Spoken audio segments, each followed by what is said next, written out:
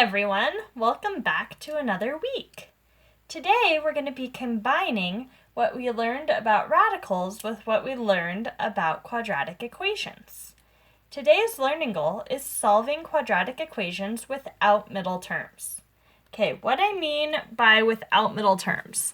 So a normal quadratic equation in standard form is like x squared, because that makes it quadratic. If it's got squared, let's say plus 5x minus 10 equals 12. Let's say that's our quadratic equation. This is considered the middle term, the one with x. So the one that just has x, not x squared, is considered the middle term.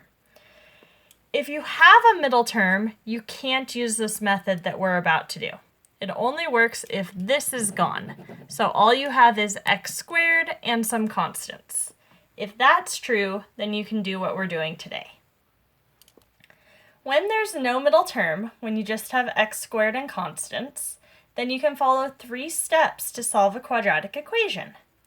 Step 1, you isolate x squared. You try to get x squared completely alone.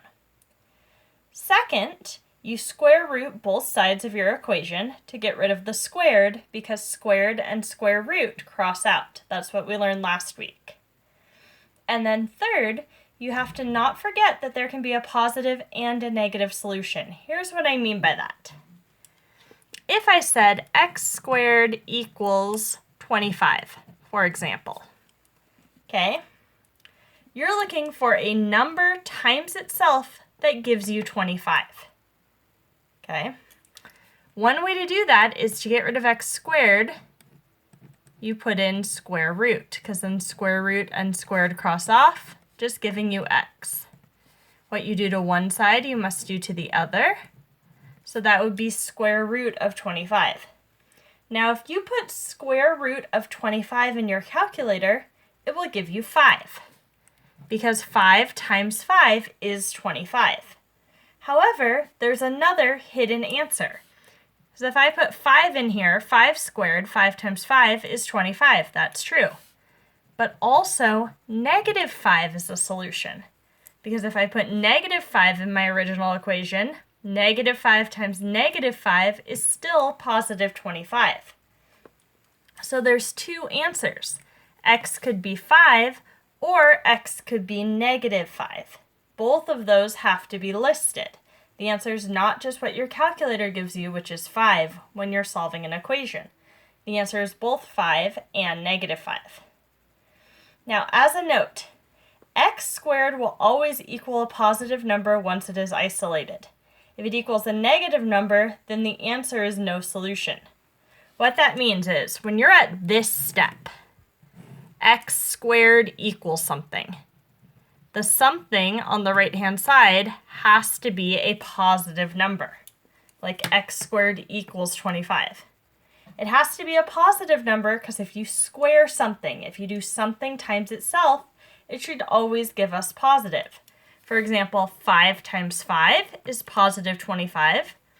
Negative 5 times negative 5 is still positive 25. Anything squared should give you a positive answer. If for some reason this is a negative number, like let's say I had x squared equaled negative 25, there's actually no way to get to negative 25 by squaring. There's no number squared that gives me negative 25. So, if you got something like this, the answer would be no solution, because there's nothing squared that would give me a negative answer. Okay, let's move on to our examples. First example's going to be 4x squared minus 64 equals 0. Okay, the first step here is to isolate x squared, or get x squared alone. When you do this, you should first get rid of any addition or subtraction, then get rid of any multiplication or division, until x squared is by itself. So first, I'm going to add 64 to both sides to get rid of minus 64. I'm going to have 4x squared, those go away, equals 64. Okay, next I have to get rid of this 4 because x squared is still not all the way by itself. So this is multiplication here. The opposite would be division. So I'm going to divide by 4 on both sides. The 4's will cross off, leaving x squared. On the other side, 64 divided by 4 is 16. Okay, I have isolated x squared. I've got it completely alone. Next step is I have to square root both sides to get rid of squared, because square root and squared cross off.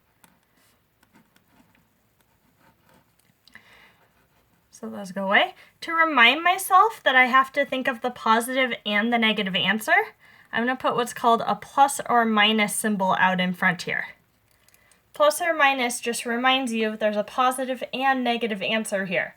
So don't just take the number your calculator gives you. So, square root of 16 is 4, but I know I need both the positive and the negative, so my answers are 4 and then also negative 4. Which makes sense because if I put it right here, 4 squared would be 16. Negative 4 squared would also be 16. Negative 4 times negative 4 is still 16. So I have both of these as answers. Let's look at a couple more examples. Okay, at the top here, I have x squared plus 10 equals 1. Okay, your first step is to isolate x squared. So I'm going to minus 10 to get rid of plus 10.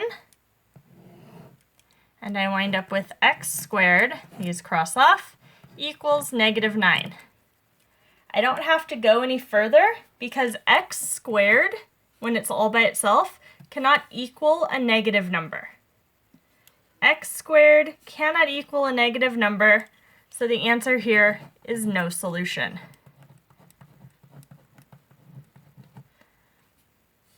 Okay, here I accidentally forgot to put something here. So I forgot to make this minus negative 84, and I wanted this to be negative 9. So sorry. So really this is negative 3x squared plus negative 9 equals negative 84. We're going to go ahead and solve this. So we're going to start by adding 9 to get rid of negative 9. These cross off. I have negative 3x squared equals negative 75. Now you might be thinking, okay, the answer is no solution. That is not the case because x squared is not isolated yet. You can't determine if it's no solution until you have x squared all by itself. So our next step is to divide both sides by negative 3.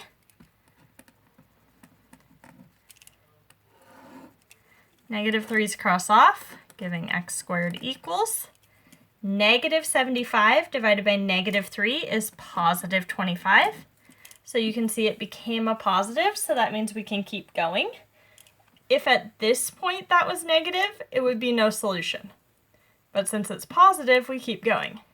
To get rid of x squared, we're going to do square root, because square root and squared cross off. I'm going to remind myself that I need a positive and a negative answer here. Don't just listen to my calculator. So I'm going to put a plus or minus sign to remind myself that I need to think about both answers. So square root and squared cross off, leaving just x. And here, when I put square root of 25 in my calculator, I get 5, but I need the positive and the negative answer. So the answer here is 5 and negative 5. All right, I hope this makes sense. Please email me if it doesn't. Have a great day.